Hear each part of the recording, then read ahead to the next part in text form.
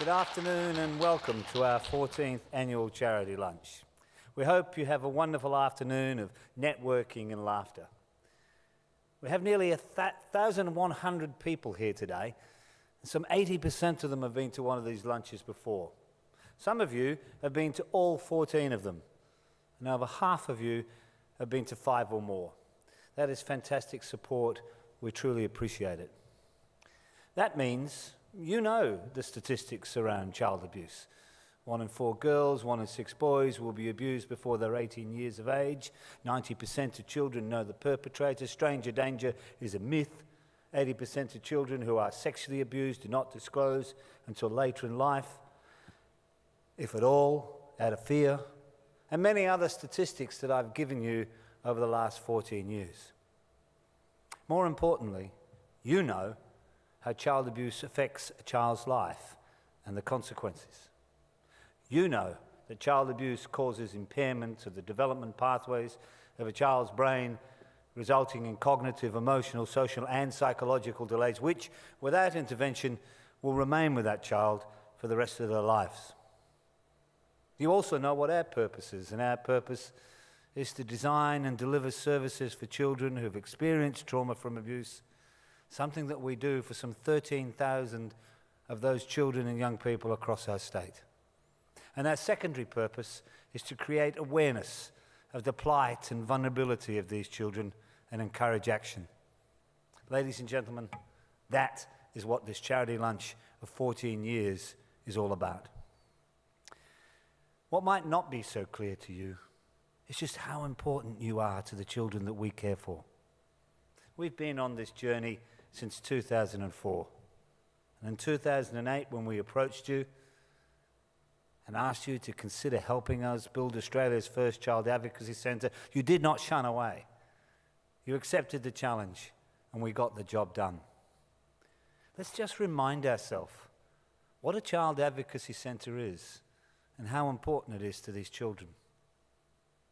In November 1985, in Huntsville, Alabama, an angry grandmother marched into the offices of Prosecutor Bud Kramer and said, "My 8-year-old granddaughter has been sexually assaulted and raped and has finally got the courage up to disclose, and you people are making it worse." Prosecutor Bud Kramer listened to the grandmother as she recounted the story how her 8-year-old granddaughter had disclosed to a child health nurse at the school, who took her to a teacher, who took her to the principal, who called in the police. When each one of these disciplines had listened to the child's story, they took her down to a hospital where she met a very friendly triage nurse. The triage nurse listened compassionately and handed her over to an intern. The intern thought it was a bit above his pay scale and called in the consultant. The consultant thought, "We definitely need a mental health referral," and called in a clinical psychologist from the mental health division. When each of these disciplines listened to the child's story, they took her down to a police station where she underwent a forensic interview. In the space of 2 days, this 8-year-old child told her story of abuse to 10 different disciplines, and each time she told her story, she was re-traumatized. Prosecutor Bud Kramer gathered the disciplines together and reenacted the process, and the conclusion was, yes, that this child had suffered systems abuse because of a siloistic approach to her care.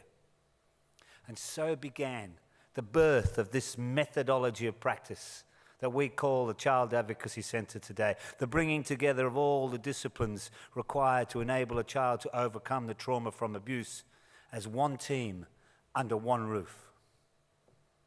And so, in March 2011, we opened up Australia's first Child Advocacy Centre, the George Jones Centre in Armidale. In the 7 years since this centre has been open, we have had 17,000 children and young people come through the centre because the partnership between the police, child protection, family services and Parkerville has got stronger and stronger. We engaged with the University of South Australia on a research evaluation which concluded last year, and the findings were that the centre was international best practice, more child focus and 3 times quicker with its child safety assessments. This gave us the courage and was the catalyst for us to move forward with creating Australia's second child advocacy centre, the Stan and Jean Parent Centre, currently under construction at Midland and scheduled to be open in September 2019. This centre will be 5 times larger than the original and will encompass a doubling up of police through domestic violence and 4 not-for-profits coming to join our service. There are now 1,200 child advocacy centres around the world. And we believe this model is strengthening their interest throughout Australia.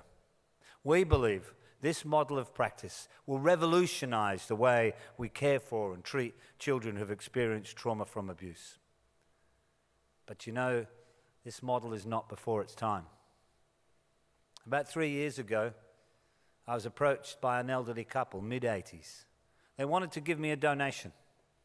And in my office, amongst cups of tea, they talked amongst themselves. One said, "I think 200.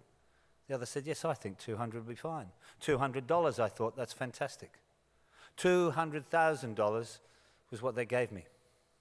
When I'd finished thanking them, I asked them, why us? What was it about the work we did that resonated with them? They told me it was the Child Advocacy Centre. They told me that in 1989, their 2 daughters had been kidnapped, taken to the hills, tied to trees, sexually assaulted and raped. And it had impacted on their life significantly. The eldest daughter, now in her mid-50s, had developed a mental health illness which she carried through life. And the youngest daughter struggled to hold down a job or relationships. Such was her mistrust of people. These parents felt that if a child advocacy centre had existed then maybe, just maybe, these daughters may have had a better pathway through life. These children lost their innocence on this day through no fault of their own and a chance of a good life. Our job is to reverse the end to those stories and change them. Stories like Sam, 9 years of age, sexually abused and raped for 3 years, until finally she disclosed at school following a violent escalation and the fear that her 6-year-old sister might be next. Her perpetrator was her mother's brother, her uncle, which caused further friction in the family. We put a team around Sam to help her overcome her shame and feelings of self-worth, self-harming and wanting to suicide. And then the family, the wife, mother, who felt cheated, betrayed, the husband who felt useless, blamed the wife, felt she should have known he had these tendencies, and the 6-year-old sister who could not sleep at night for fear that the bad man would come into her bedroom and do the same things to her as he'd done to her sister. The police, Child Protection Family Services and Parkerville put a team around this family and began a healing program. Slowly, surely, healing took place. 15 months later, this family is in a stronger, safer place. Sam is still getting psychological counselling, but she's well on her way to a full recovery. 30 years ago, Sam would have been a victim, just like the 2 girls. But because of this model of child advocacy, of bringing all the disciplines together, that was prevented. The child and family advocates and the clinical psychologists will provide through your unwavering support. And it is this connection that enables us to do this innovative work. And I ask you to stick with us, to help us build this second child advocacy centre, where we can save tens of thousands of lives. Just imagine if the George Jones Child Advocacy Centre can achieve positive outcomes for some 17,000 children, what can the Stan and Jean Parent Centre achieve? 5 times larger and much more resources. I can only imagine a significant reduction in the pain and a heightened response to the healing. I stand here before you today as an advocate for children who have no voice. If we do not protect and care children who have no voice, then I ask you, who will? Thank you. Have a great lunch.